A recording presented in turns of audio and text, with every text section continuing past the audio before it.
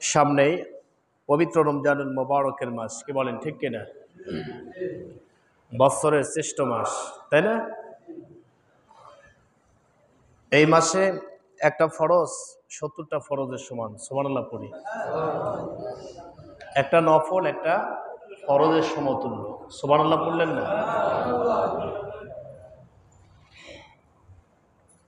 এই মাসে যদি কোনো ব্যক্তি 1 টাকা দান করে, সব কতটা? 70 টাকা। আর আল্লাহর কাছে কি নাজায়েজ আছে? কথা বলে। 1 টাকা দান করলে হাদিস শরীফে বিশ্বনবী বলছেন সেটাকে আল্লাহ তাআলা 10 গুণ বৃদ্ধি করে দেন, সুবহানাল্লাহ পড়ি। যে কোনো আমল আপনি করলেন, ওই সবটাকে আল্লাহ 10 গুণ বাড়ায় দেন, ওটাকে আল্লাহ তাআলা আবার 70 গুণ বাড়ায় দেন। আর এক হাদিসে আছে যে সেটাকে আল্লাহ 700 গুণ বাড়িয়ে দেন। আর এক হাদিসে 7000 গুণ, আবার আছে 70,000 গুণ, সুবহানাল্লাহ পড়ে। মানে আমলে উৎসাহিত করার জন্য এগুলো বলা হয়েছে, কিন্তু আল্লাহর কাছে তো তার ধন ভাণ্ডারে নাজায়েজ আছে? কথা বলেন। হযরত আদম আলাইহিস সালাতু ওয়াস সালাম আমাদের সকলের কি পিতা, তাই না? হিন্দু, মুসলিম, বৌদ্ধ, খ্রিস্টান সকলেরই পিতা কিন্তু হযরত আদম আলাইহিস সালাতু ওয়াস সালাম, আমাদের আদি পিতা। হযরত আদম থেকে নিয়ে, অর্থাৎ আল কারিআতু মাল কারিআ, ইসরাফিলের সিংহে ফুঁকের মাধ্যমে পৃথিবী কি হবে? চূর্ণ বিচ্ছিন্ন হয়ে যাবে, ধ্বংস হয়ে যাবে, সবকিছু একাকার হয়ে যাবে, বিলীন হয়ে যাবে। একমাত্র থাকবে কি? কুল্লু মান আলাইহা ফান ওয়া ইয়াবকা ওয়াজহু রাব্বিকা যুল জালালি ওয়াল ইকরাম। আল্লাহু আকবার বলেন। একমাত্র আল্লাহ ছাড়া, একমাত্র আল্লাহ ছাড়া আর কেউ থাকবে না। সবাই কি হবে? শেষ হয়ে যাবে, ধ্বংস হয়ে যাবে।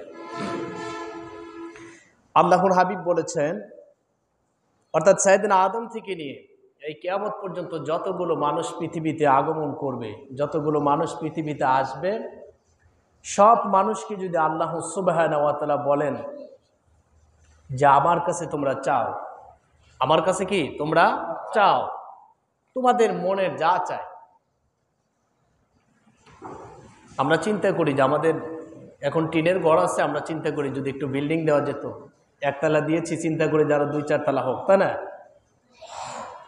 2টা দোকানের মালিক চিন্তা করি আরো 5টা হোক, 5 বিঘা সম্পদের মালিক চিন্তা করি 10 বিঘা হোক। এইভাবে আমরা আমাদের চিন্তাটাকে বাড়ায় নিই, মানে আমাদের আশা আকাঙ্ক্ষাকে আমরা বাড়াতেই থাকি। যতই হোক তারপর আমাদের মন কি হবে না? ভরবে না। বিশ্বনবী বলছেন যে আদম সন্তানের মন কখনো ভরবে না। ভরবে কখন? মাটি, একমাত্র মাটি দ্বারা আদম সন্তানের মনটা ভরবে। সেটা কি? মৃত্যুর পরে আমাকে আপনাকে 3.5 হাত মাটির ছোট্ট ঘর সেখানে রাখা হবে, সেই মাটি চাপা দেওয়া হবে, সেটাই আবার আপনার মন কি হয়ে যাবে? শেষ। চাওয়া পাওয়া সব শেষ না? বিশ্বনবী বলছেন যে হযরত আদম থেকে নিয়ে, অর্থাৎ কিয়ামত পর্যন্ত যতগুলো মানুষ পৃথিবীতে আগমন করবে, আসবে, সব মানুষকে আল্লাহ বলবেন আমার কাছে চা।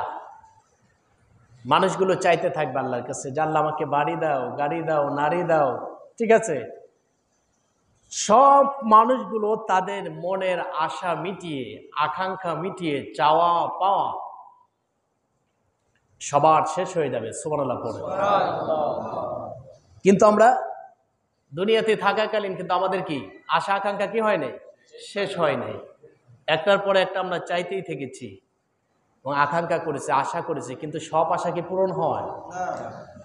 সব আশা পূরণ হবে না।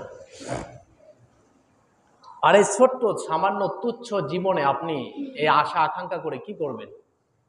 পরকালের জিন্দেগিটা তো বিশাল, এতটাই বিশাল। বিশ্বনবী বলছেন যে বিশাল সাগর, অর্থাৎ সারা পৃথিবী যদি সাগর হয়, সাগরে শুধু কি পানি না? শুধু পানি আর পানি। যেদিকেই তাকান সেদিকেই পূর্ব পশ্চিম উত্তর দক্ষিণ, যেদিকেই তাকান শুধু পানি আর পানি। বিশ্বনবী বললেন সেখানে যদি একটা সুই ডুবানো যায়, সুইয়ের পিছন দেশে ছিদ্র আছে না নাই? সেখানে কতটুকু পানি লাগবে? খুবই সামান্য। বিশ্বনবী বলছেন পরকালীন জীবনী এতটা বিশাল, আর পৃথিবীর জিন্দিগিটা ওই যে সূচের পিছন দেশে যেটুকু পানি উঠলো ওটুকুও না পরকালের জিন্দিগির তুলনায় পৃথিবীর জিন্দিগি। সুবহানাল্লাহ পড়ে। কিন্তু আমরা এই জীবনটাকে নিয়ে, এই ইহুকালকে নিয়ে আমরা সবচাইতে বেশি ব্যাধিব্যস্ত। আমরা হারাম পথ উপার্জন করছি, হালাল পথ উপার্জন খুবই কম করছি। আমরা অন্যায় পথে হাত বাড়াচ্ছি।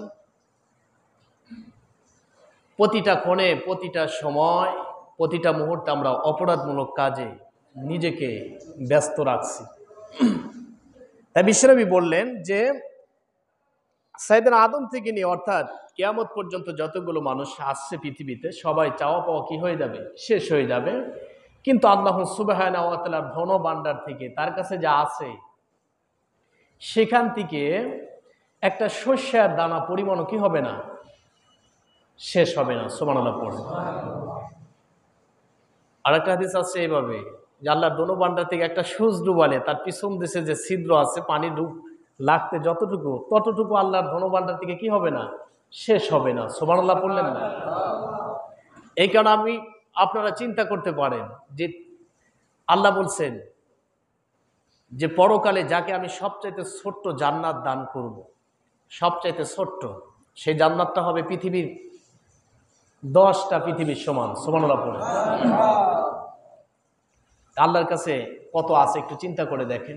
সব মানুষের চাওয়া পাওয়া শেষ, কিন্তু আল্লাহর কাছে একটা শস্যের দানা পরিমাণও কি হবে না, শেষ হবে না। সুবহানাল্লাহ পড়ে।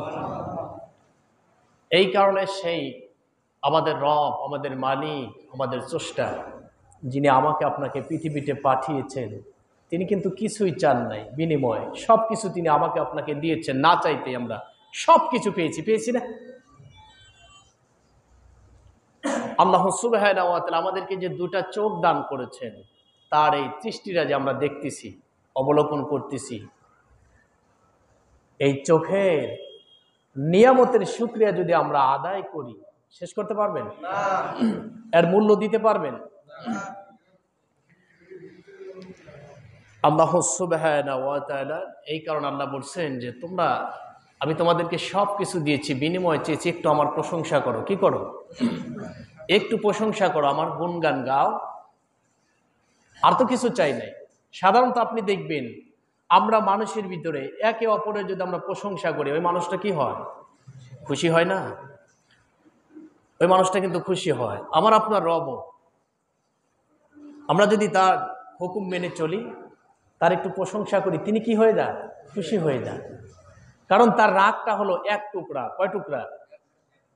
আর 99 টুকরা তার কাছে আছে কি, ভালোবাসা, দয়া, মোহাব্বত। সুবহানাল্লাহ। অতএব তার যদি প্রশংসা করেন, গুণগান গান, তিনি খুশি হয়ে যান। তার রহমতের বান্দার আরো কি করে দেন, উজাড় করে দেন, খুলে দেন। সুবহানাল্লাহ পড়ি।